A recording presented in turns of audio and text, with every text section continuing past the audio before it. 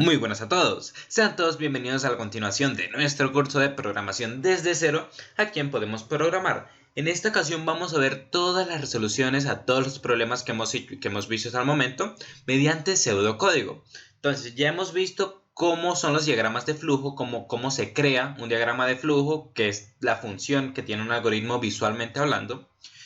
Ahora veremos cómo funciona prácticamente el pseudocódigo. A pesar de que ya vimos la teoría, ahora vamos a ver la práctica. Y después en próximos cursos vamos a ver lo que es el código en sí. Muy bien, entonces vamos a empezar por el primer ejercicio. El primer ejercicio nos decía, diseñe un algoritmo que imprima Hola Mundo. Entonces, ¿cuál es la resolución en pseudocódigo de ese problema? Muy bien, todo pseudocódigo tiene que empezar como todo en realidad, tiene que empezar por un inicio y terminar por un fin. Entonces el primer paso siempre es el inicio. Después, ¿qué se hace? Después simplemente se pone la palabra imprimir y entre comillas se pone lo que se desea imprimir.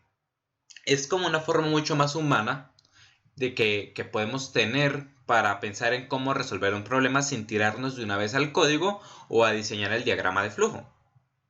Entonces el pseudocódigo es como, vamos a decir, un intermedio entre ambas, de forma que podemos hacerlo sin necesidad de estar dibujando figuras, pero tampoco tenemos que irnos directo al código.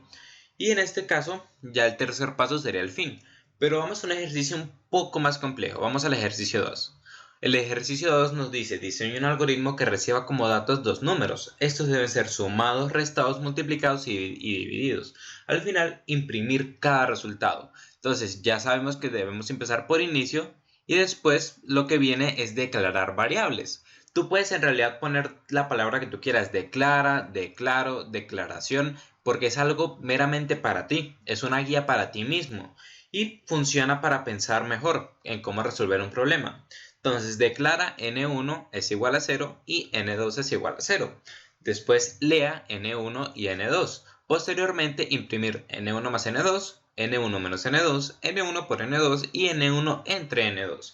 Y ahí ya tenemos una guía en pseudocódigo de cómo realizar ese problema, de cómo resolver ese problema mediante código o en diagramas de flujo. Y bien, siguiendo con los ejercicios, ahora vamos con el ejercicio 3. El ejercicio 3 que es el más grande y más largo que hemos hecho hasta ahora. Y nos indica que debemos diseñar un algoritmo que reciba como dato un nombre, año que cursa, materia y 5 notas. Las notas irán de 0 a 100 y tendrán el mismo valor dentro de la nota final. El algoritmo debe ser capaz de calcular el promedio e imprimir nombre, materia, año que cursa, cada nota y el promedio. Entonces, ¿cómo hacemos eso en pseudocódigo? Muy sencillo.